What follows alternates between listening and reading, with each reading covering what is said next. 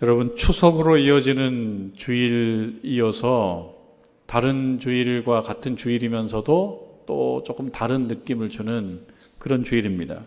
코로나 상황이 계속되고 있지만 그래도 변함없는 고향에 대한 그리움들이 있고 부모님들에 대한 생각들이 있기 때문에 지난 금요일, 이제는 금요일이 주말인데 벌써 귀성이 시작돼서 고향으로 가고 또 찾고 만나고 하는 일들이 지금 그렇게 이루어지고 있고, 우리 교회에 속해 있는 교우들 중에서도 이미 고향을 향한 분들도 있고 그렇게 연락해 주신 분도 있고 그렇습니다.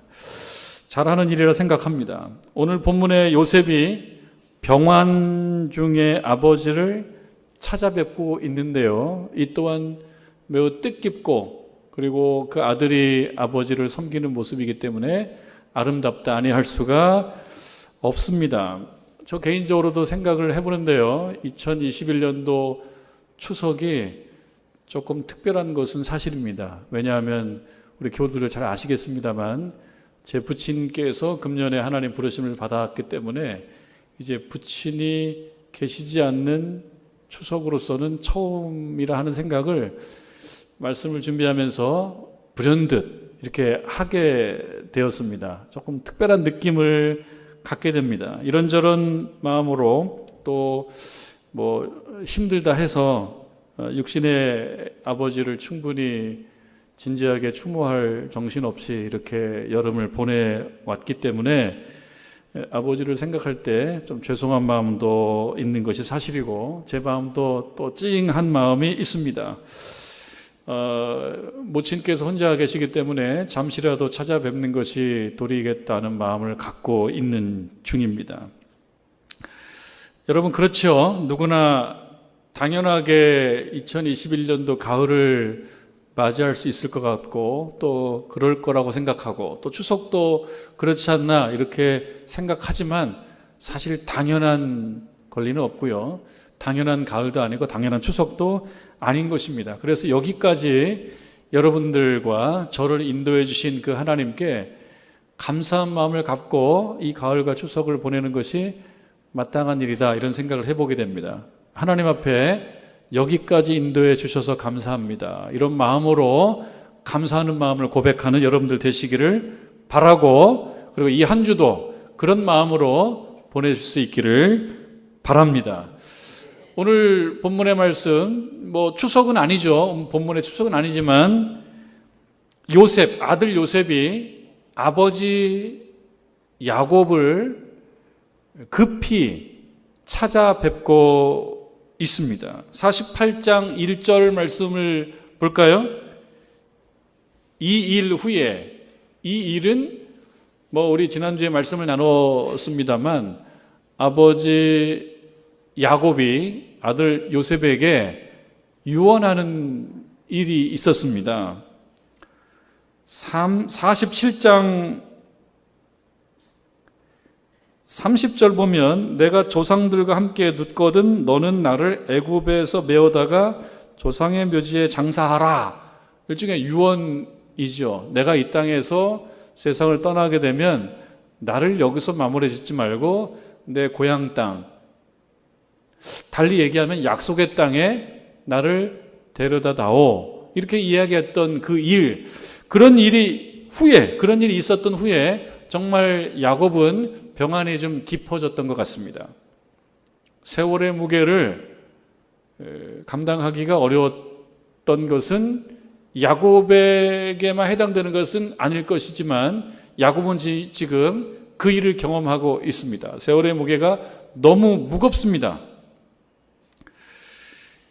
병환이 깊어졌고요, 어떤 사람이 요셉에게 그 이야기를 전해줬습니다. 총리 요셉에게. 뭐라 전해줬습니까? 총리님의 아버지의 병환이 깊어졌습니다, 이런 이야기를 전해줬습니다.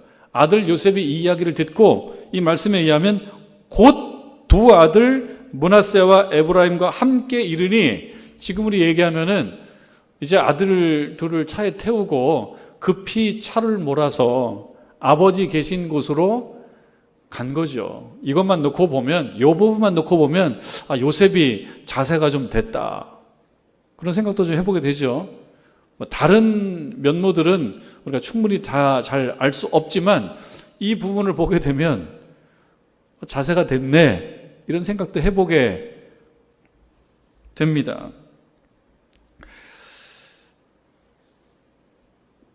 아들 므낫세와 에브라임과 함께 아버지 집을 찾는 거죠. 여러분, 우리가 지금 코로나 상황을 여전히 보내고 있는 중 아니겠습니까? 이런 상황이라고 하더라도 우리가 찾아뵈야 될 분들이 있다면 여러 가지 조심조심 여러 가지 어떤 조처를 취하고 또 찾아뵈야 될 것입니다. 그리고 그게 어렵다 그러면 전화라도 하는 거죠. 전화로 안부라도 묻는 거예요. 그 마음을 표현하는 것이 마땅한 것 같습니다. 그런데 이 보다 중요한 것이 있습니다. 이 부분을 보면서 아들 요셉이 아버지 야곱을 모든 일을 제쳐놓고 급히 찾아뵙는 이 일을 보면서 우리들이 믿음과 신앙의 관점에서 한번 생각을 해보면 이렇습니다. 육신의 아버지를 찾아뵙고 육신의 어머니를 찾아뵙고 살펴주고 섬기고 하는 일 참 아름다우면서 동시에 우리들은 누구의 자녀입니까? 하나님의 자녀입니다. 영적으로 우리가 하나님의 자녀이기 때문에 하나님이 아프셔서 하나님이 편찮으셔서 하나님을 찾아뵙는 거 아니지만 우리를 만나시기를 원하시는 그 하나님, 우리를 보기 원하시는 그 하나님께 급히 곧 찾아뵙는 것도 절대 게을리하면 안 되겠다. 특히 이 2021년 여전히 코로나 상황이 진행되고 있는 이 상황이라고 하더라도 여러분들이 찾을 수 있는 그 자리를 향해서 게을름 피우지 말고 핑계대지 말고 변명하지 말고 하나님께 나오는 것이 참 필요하다. 하나님이 계신 곳이 무엇이라고 했습니까? 베델이라고 했습니다. 하나님의 집. 그것은 예배당일 수도 있고요. 또 한편으로는 저 광야일 수도 있고요. 들판일 수도 있고요. 여러분 가정일 수도 있습니다. 어디일 수 있습니다. 지금 유튜브 생방송으로 함께하는 우리 교우들도 바로 그 자리가 하나님을 찾는 여러분들의 자리이고 그 자리가 바로 베델입니다. 하나님께서는 우리 자녀들이 하나님을 이렇게 곧 찾아오기를 바라고 계십니다. 여러분 요즘에 보면 인기 있는 식당이나 인기 있는 카페들은요, 지금 상황에서도요, 번호표를 받아야 돼요. 여러분, 번호표 받는 식당 가보셨어요, 최근에? 지금도 그렇게 많아요.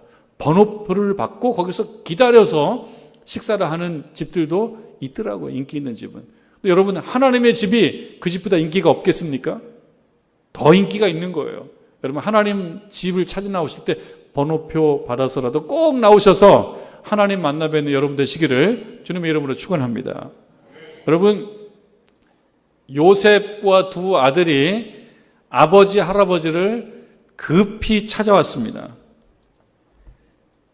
2절 말씀 보니까요, 우리가 읽지 않았습니다만 2절 말씀 보니까 어떤 사람이 야곱에게 말했습니다. 아들 요셉이 왔습니다. 그렇게 이야기를 해줬어요.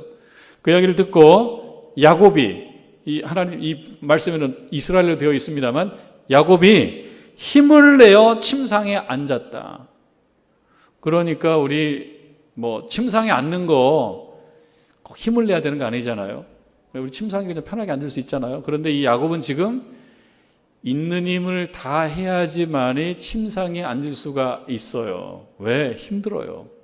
세월의 무게가 이제 눌러요. 일어나지 못해요. 누구나 이런 상황이 오는 겁니다. 야곱은 지금 그 시기를 맞고 있는 것입니다. 그래서 우리들 생각해 볼 때, 세월의 무게를 감당하지 못하는 것은 야곱에게만 해당되는 것이 아니고 우리들도 때가 되면 세월이 굉장히 무거워질 때가 있기 때문에 그 전에 우리가 선한 일, 좋은 일 충분히 잘 감당해야 되겠다. 그런 마음을 갖게 됩니다. 여러분, 야곱이 힘을 다해서 마지막 사명을 감당하기 위해서 일어납니다. 아들, 손자, 누워서 맞이할 수 있잖아요. 그런데 일어납니다. 이것은요, 특별한 일어섬이에요.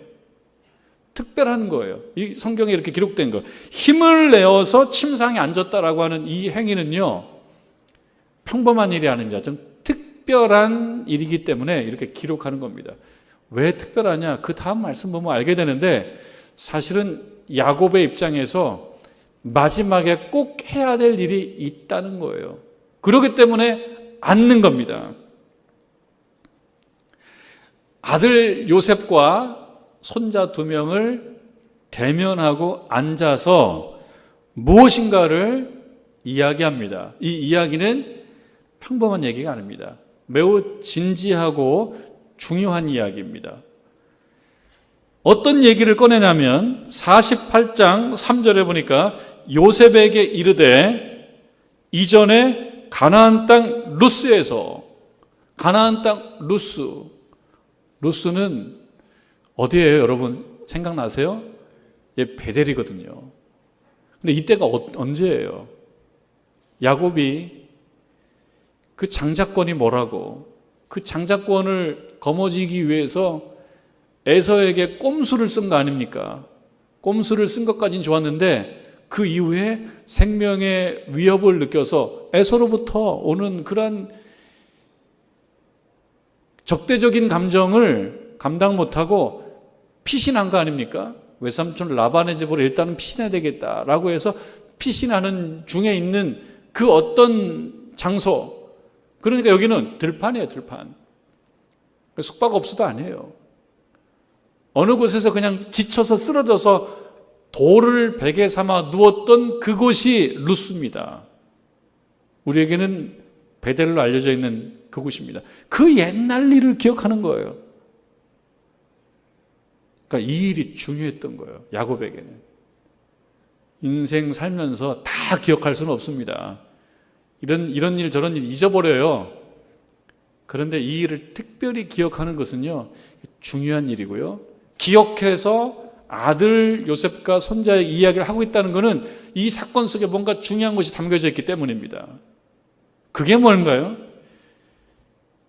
가나안 땅 루스에서 전능하신 하나님이 내게 나타나서 복을 주시며, 그 루스 벌판에서 하나님이 나타나셔서 자기에게 복을 줬다는 거예요.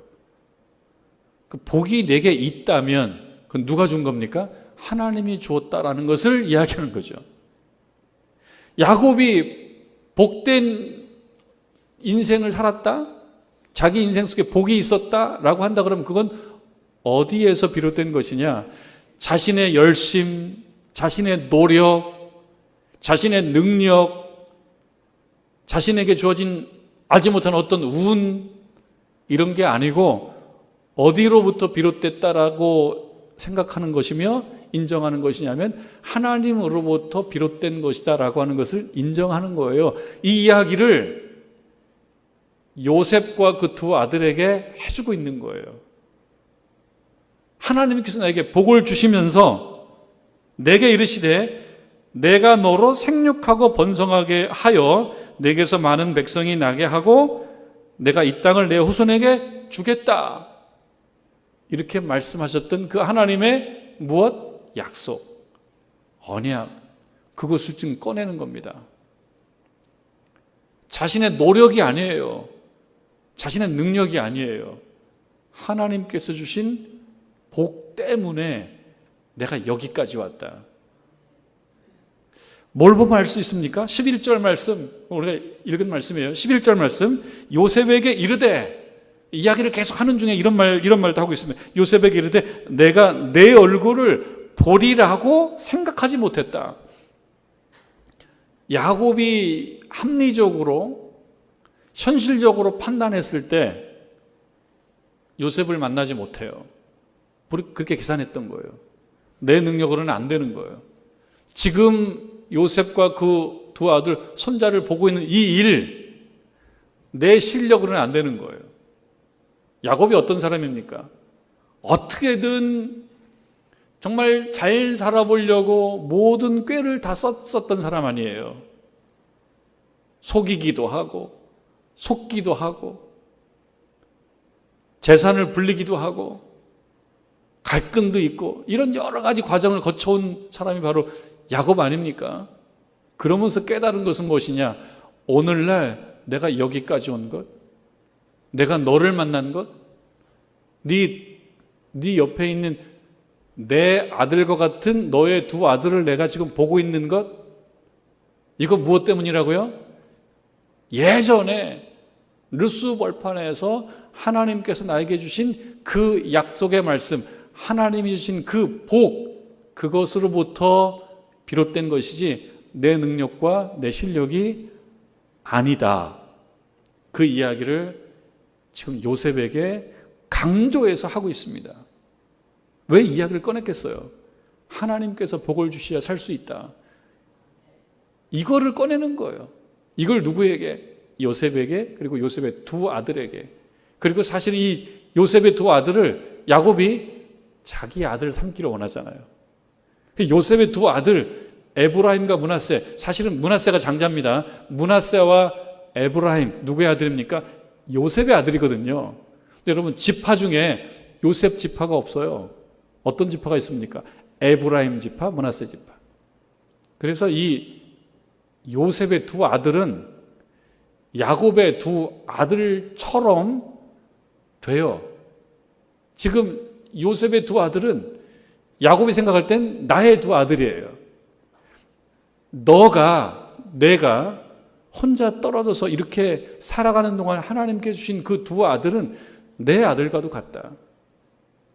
내 아들과도 같은 이 두 손자, 그리고 너 앞에 내가 강조해서 말하지 않을 수 없는 것은 하나님께서 복을 주셨기에 내가 여기까지 왔다. 내 능력이 아니다. 어떤 생각이 드냐면, 저 어렸을 때 그런 기억이 납니다. 예전에 제 돌아가신 할머니, 그런 생각이 나요. 예전에 그 할머니들이 입으셨던 그 몸빼 바지, 우리 권사님들에게는 어머니 되는, 어머니 되시는 그 예전 할머니들의 그 몸빼 바지에는 그 안쪽에 보면 주머니가 있어요. 그런가요? 이 안쪽에 뭔가 주머니가 있는데요. 그거를 이 추석 때 이렇게 되면은 거기서 뭘 꺼내요. 뭘 꺼내요? 꼬깃꼬깃한. 지금은 500원짜리 지폐 없는데요. 뭐 우리 권사님들, 장로님, 우리 집사님들 때에는 뭐 당연히 있었고요. 500원짜리 지폐가 있었어요. 제 기억으로 하여튼 500원짜리 지폐도 받고 그랬던 것 같아요. 이게 이 안쪽에서 나와요. 안쪽에 무슨 주머니 하나 만들어 놓고 거기에 꼬깃꼬깃 여러 번 접은 사각형 되는 그 뭔가를 꺼내서 보면은 막 피면 그게 500원짜리, 1000원짜리예요. 그거를 주는 거예요. 이거 얼마나 귀한 거예요. 그 안쪽에다 귀하게 갖고 있다가 손자 주려고. 저의 경험만은 아니고 그런 경험들을 해 보셨을 것 같습니다. 지금 여러분 그 상황이에요. 야곱이 몸빼바지를 입고 있는 건 아니지만 야곱의 그 마음에 있는 저 깊은 속주머니가 있는데요. 거기서 뭔가를 꺼내는 거예요. 이 꺼내서 이걸 어떻게 하겠다는 겁니까? 내 자녀들에게 주겠다는 거예요. 내 자녀를 주면서 내 그 마음 저 속주머니에 있는 이 무엇인가와 내 아들 손자가 만나야 되는 거예요. 그러니까 이 야곱은 소개팅을 주선해주는 주선자예요. 누가 소개팅하고 있어요? 요셉과 두 아들, 그리고 야곱의 저 내면의 안주머니에서 나온 그 무엇, 서로 만나고 있는 거예요. 누가 만나게 해주는 겁니까? 야곱이 해주는 거예요. 근데 그것이 무엇이냐? 그것이 무엇이냐? 예전에 내가 가장 힘들고 고독할 때, 내 능력은 없고 그냥 난 쫓겨다닐 때, 아무것도 못할 때, 그때 하나님께서 나에게 뭐라고 말씀하시냐면, 내가 너와 함께 하겠다.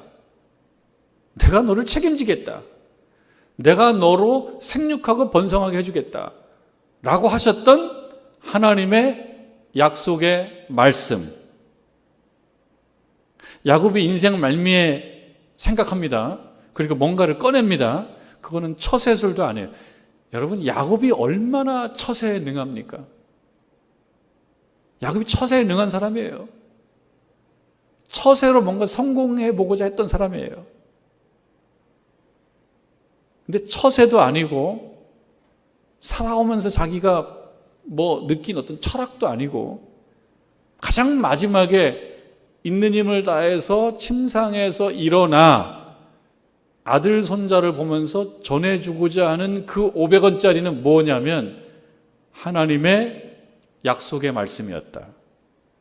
이거를 전해주고 싶은 거예요. 이 약속의 말씀이 여기서 끝날 수 없고 계속되어야 한다. 2021년도 추석입니다. 예전처럼 대가족이 다 모여서 식사하고 오랫동안 시간을 갖고 대화하고 그런 분위기일 수는 없는 그런 상황은 맞지만, 그럼에도 찾아가기도 하고 만나기도 하고 안부를 묻기도 하는 이 시점에 온 가족들이, 특별히 야곱과 같은 아버지 된, 어머니 된 입장에 있는 우리 교우들은 어찌 해야 되겠습니까? 여러분, 내면의 저 깊은 곳에 있는 주머니에서 뭔가를 꺼내야 돼요. 하나님의 약속의 말씀. 오늘날 내가 여기까지 온 것은 내 실력이 아니었다. 나 노력도 많이 하고 시도도 많이 했는데 내 노력과 내 실력으로 여기까지 온 것이 아니었다. 그럼 무엇 때문이냐? 하나님의 약속의 말씀. 그 약속은 꾸준히 가더라. 우리가 노력도 하고 시도도 하지만요, 그 노력과 시도가 다 결과로 이어지는 것은 아니지 않습니까? 가을 되면 가을 태풍이 와요. 그러면 과수원 열심히 여름에 땀 흘려 해도 태풍 만나면 우수수 떨어진다고요. 노력으로 다 되는 게 아니라고요. 노력했다라고 해서 다 열매를 맺는 게 아니란 말이죠. 내가 노력하고 내가 땀 흘리는 것도 의미가 있지만, 그러나 야곱이 살다 보니 깨달은 것은 무엇입니까? 약속의 말씀, 하나님이 주신 복이 꾸준히 그 길을 가서 내가 여기까지 온 것이지 내 능력이 아니었다. 그러면서 복된 약속을 얘기합니다. 여러분, 그냥 또 한 가지 생각해 봐야 될 것은, 그러면 야곱은 복된 인생 살았나? 여러분 생각 어떻습니까? 야곱은 복된 인생을 살았나? 130년 나그네 길을 걸었다라고 얘기하고 그 내 나그네 길은 험악했다라고 얘기하는 그 야곱의 그 자기 고백을 우리가 들어보면 인간적 관점, 인간적 기준으로 볼 때 야곱이 그렇게 성공적인 인생을 살았다고 볼 수가 있습니까? 험악한 세월이 성공적입니까? 그건 아님에도 성경 말씀이 야곱에게 이렇게 많은 지면을 하려 하는 거예요. 창세기의 반을 하려 해서 야곱 이야기를 이렇게 지속적으로 하는 이야기는 무엇입니까? 그가 험악한 세월 보내왔다고 하더라도 그 인생 말미에 결국 남은 것은 무엇이냐? 하나님의 약속. 그리고 그 약속을 본인이 소중하게 생각하고 마지막에 그걸 전해주고 축복하는 그 인생은 비록 험악하게 그 인생 살아왔다고 하더라도 하나님 보시기에는 좋은 모습이다. 여러분, 우리들도 험악한 인생 삽니다. 우리가 주일날 깨끗하고 좋은 옷을 입고 하나님께 나와 예배 드리면서 서로를 볼 때 괜찮게 사시나 보다 이렇게 생각되지만, 그러나 아픈 사연 없는 신자가, 교우가 어디 있겠습니까? 다 험악한 시절들이 있습니다. 이야기해보면, 저도 우리 교우들하고 이야기해보면 다 험악한 시절이 있어요. 그 험악한 시절을 거치고 여기까지 온 것입니다. 그럼에도 불구하고 우리 교우들이 복된 존재다라고 한다면 어디에서 그 복된 존재로서의 의미를 찾을 수 있습니까? 여러분, 그 내면의 저 깊은 주머니에서 꼬깃꼬깃 접었다가 꺼내놓은 것이 무엇이라고요? 하나님의 약속의 말씀. 하나님께 주신 그 복이라면, 그리고 그것을 내 아들, 내 손자에게 전해주는 축복의 통로로 살아가신다면, 비록 그 인생 나그네 길이라고 하고 그 인생 험악하다고 할지라도 그 인생이 복된 인생이다. 여러분, 그런 의미에서 복된 인생을 살아가는 여러분 되시기를 주님의 이름으로 축원합니다. 여러분, 요셉의 이야기를 들어요. 아버지 이야기를 들어요. 힘들게 침상에서 일어나서 눈을 맞추면서 옛날 이야기, 그 루스의 이야기, 베델의 이야기를 하는 것을 요셉이 들으면서 어떤 생각을 했을까? 어떤 생각을 했는지에 대해서는 본문이 이야기하고 있지 않지만 몇 가지 간접적인 본문을 보면서 우리가 생각해 볼 수 있어요. 어떤 생각을 했을까? 말씀을 들으면서 어떤 생각을 했을까? 48장 8절 구절을 보면 요셉의 두 아들을 야곱이 보면서 얘들 누구야? 이렇게 물어봅니다. 눈이 잘 안 보여요, 지금. 침침해서요. 근데 있다는 걸 알아요. 얘들 누구니? 그러니 아들 요셉이 하는 말 뭐라고 얘기합니까?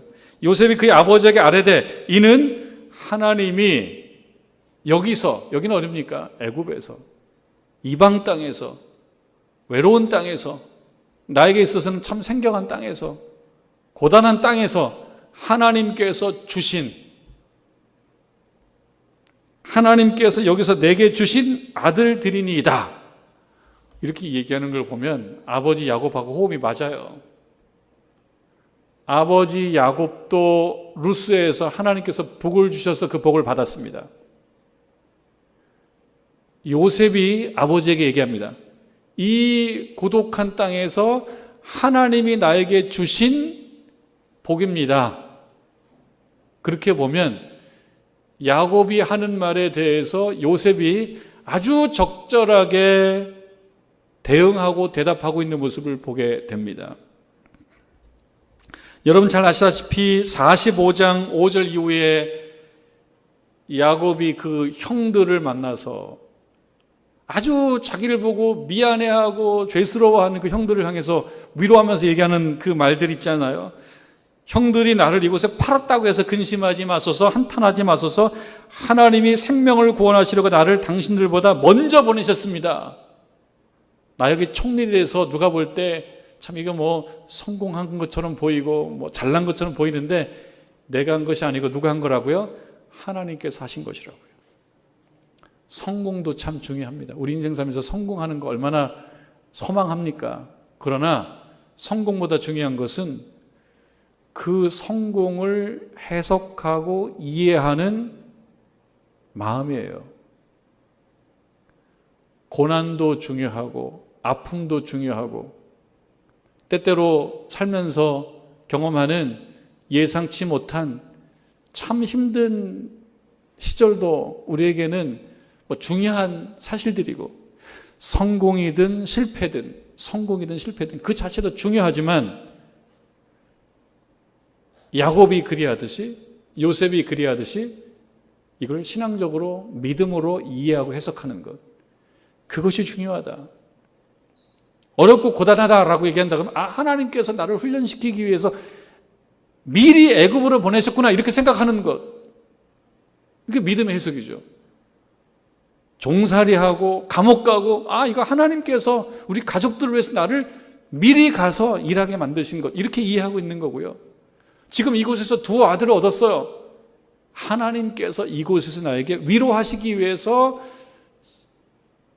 이러한 위치에 올라오게 하시고 또 두 아들을 주셔서 위로하셨다. 누가 한 거예요? 하나님이 하셨다.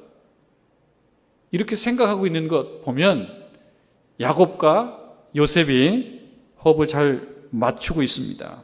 여러분, 추석에 온 가족이 나눠야 될 얘기는 바로 그것입니다. 우리가 노력하고 우리가 열심히 살아온 것 그 자체도 서로 격려할만 하지만 그러나 열매와 결과는 나의 열심과 나의 노력대로 꼭 따라오는 것은 아니고 무엇으로 비롯된 거예요? 하나님께서 주신 약속의 말씀, 하나님께서 주신 그 복으로 인한 것이다.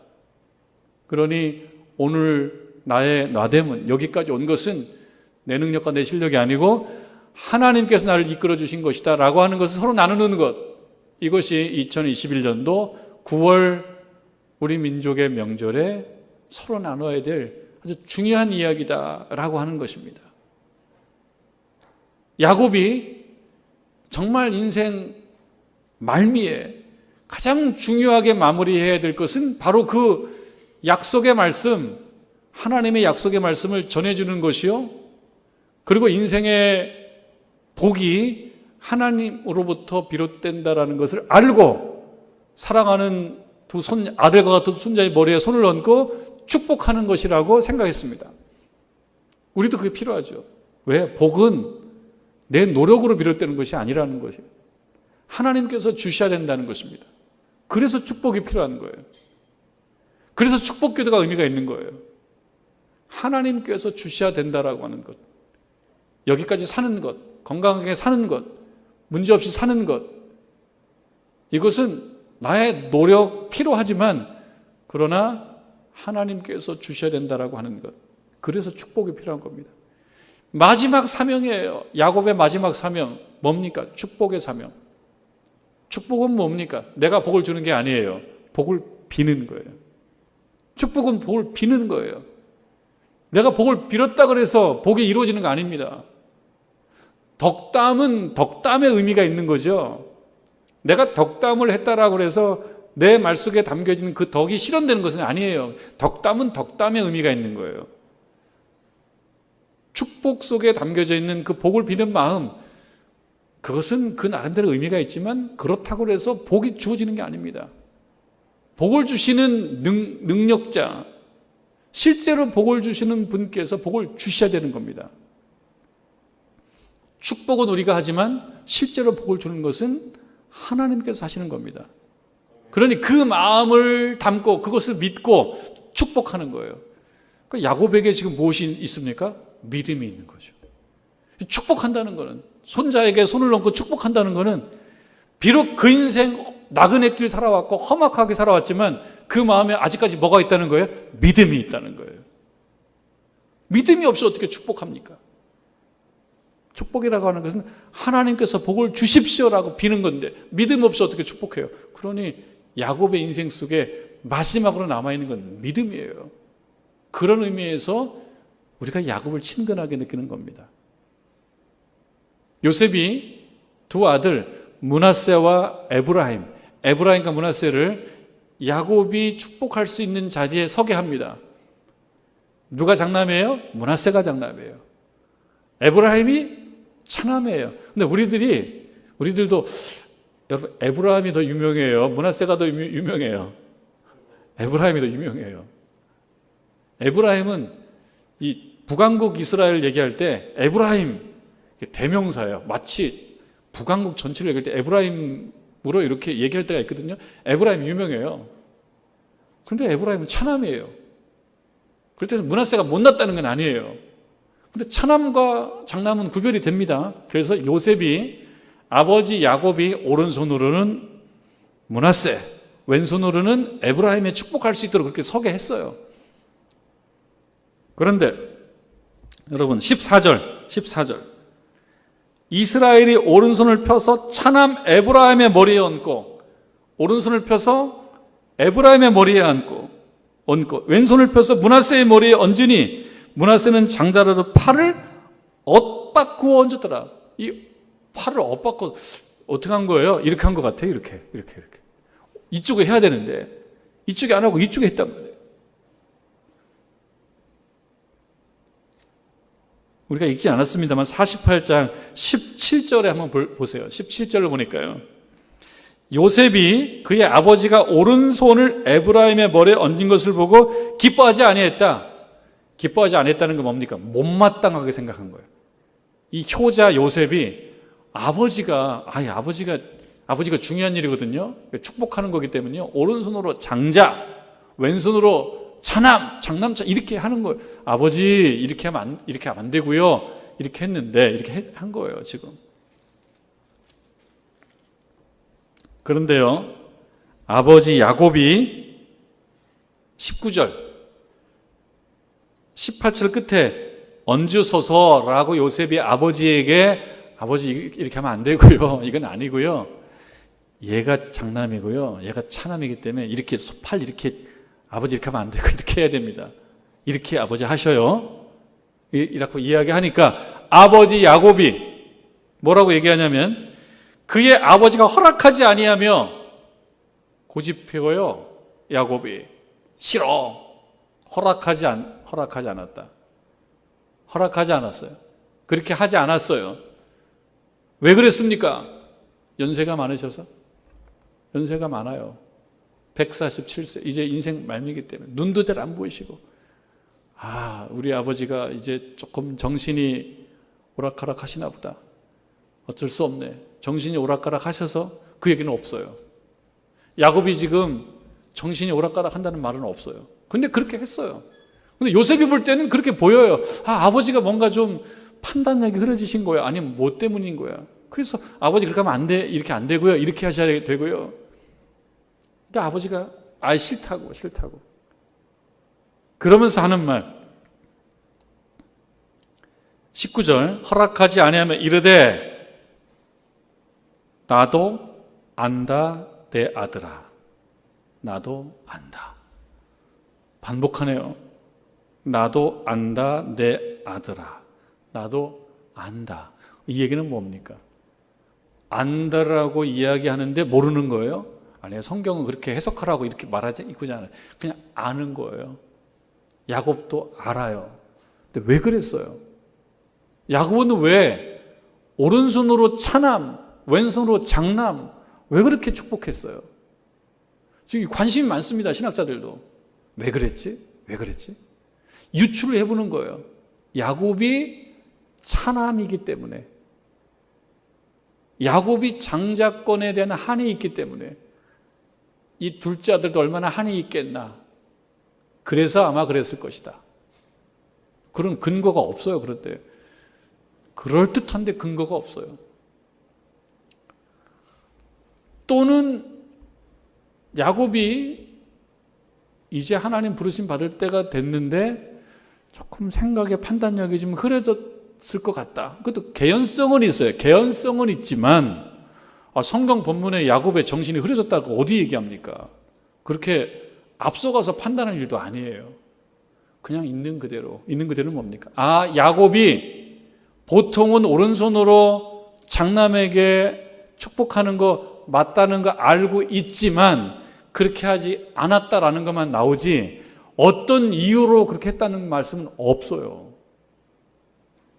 우리가 여러 가지 유추해 볼 수 있지만 그 유추가 맞는다라고 정당한 근거도 없어요. 그 유추가 맞다라고 어떻게 얘기할 수 있어요? 그냥 우리가 알 수 있는 건 야곱은 알고 있구나.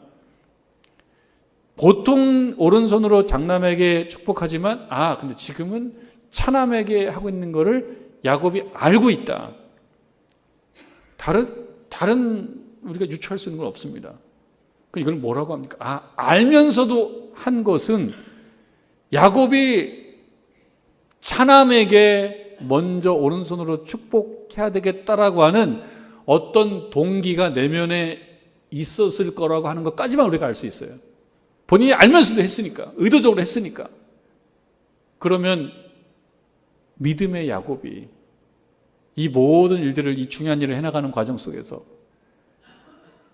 우리가 어떻게 생각할 수 있어요? 보통은 장남으로 가지만 하나님께서 차남에게 오른손 축복도 하시는 분이시다.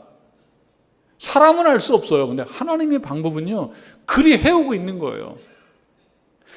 에서는 없어졌어요. 중간에 야곱을 통해서 생육하고 번성했고요. 그게 하나님의 방법이었어요. 사람이 볼 때는 에서로 가야 되거든요. 그런데 하나님은 야곱을 통해서 했어요. 그리고 또 야곱을 통해서 축복하시는데 에브라임에게 축복합니다. 하나님께서 하시는 겁니다. 알 수 없어요. 그냥 하나님의 신비입니다. 그 말씀을 따라가는 겁니다. 우리들은 그 말씀을 따라가는 거예요. 하나님께서는 이렇게도 하시고 저렇게도 하시는구나. 어려움에서 어려움을 극복하게 하시고 노력을 해도 노력을 안 되게 하실 수 있고, 어느 부분은 이것이 우리가 이해가 안 돼도 하나님은 이렇게 하시는 분이로구나. 우리들은요, 믿음과 신앙으로 그 말씀 따라서 순종하고 나아가는 것. 이번 추석 가정 모임에 예배 드리시면서 같이 나눠야 될 것은 무엇이겠습니까? 하나님의 약속이 중요하고 하나님의 복이 중요하기에 우리 같이 서로 축복하자. 그런데 축복은요, 손을 얹었다고 되는 게 아닙니다. 이 두 에브라임과 므낫세 손을 얹고 축복을 해요. 이 시간에 복이 막 임한 게 아니에요. 축복은 하지만 하나님의 복이 축복과 하나님의 복이 임하는 그 사이에는 뭐가 필요합니까? 기다림이라는 게 필요하다. 기다리는 거죠. 그러면서 믿음을 유지하는 거죠. 그러니까 축복을 하면서 동시에 우리들이 해야 될 것은 믿음을 유지해라. 이 코로나 상황 속에서 믿음을 유지해라. 믿음을 유지하면서 기다리라. 기다리라라고 하는 것은 아무것도 안 하는 것 같지만 하는 겁니다. 기다리는 것은 하는 거예요. 믿음을 유지하고 기다리며 2021년도 가을을, 추석을 잘 보내시며 하나님과 동행하는 여러분 되시기를 주님의 이름으로 축원합니다. 기도하겠습니다.